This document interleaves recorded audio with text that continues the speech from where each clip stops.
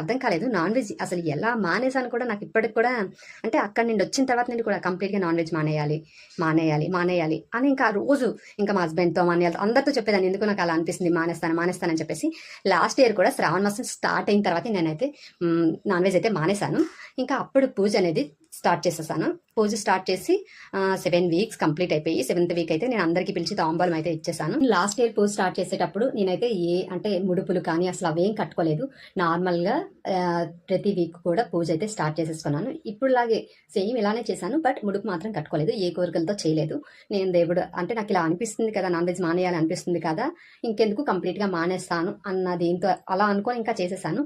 But last year అయితే అలా అయిపోయింది. ఈ ఇయర్ ఇంకా స్టార్ట్ చేశాను కదా, ఫస్ట్ వీక్ అయింది.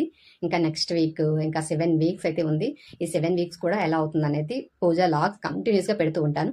మీరైతే వీడియో చూసేసి లైక్ చేసి కామెంట్ చేసి సబ్స్క్రైబ్ చేసుకోండి. Bye bye.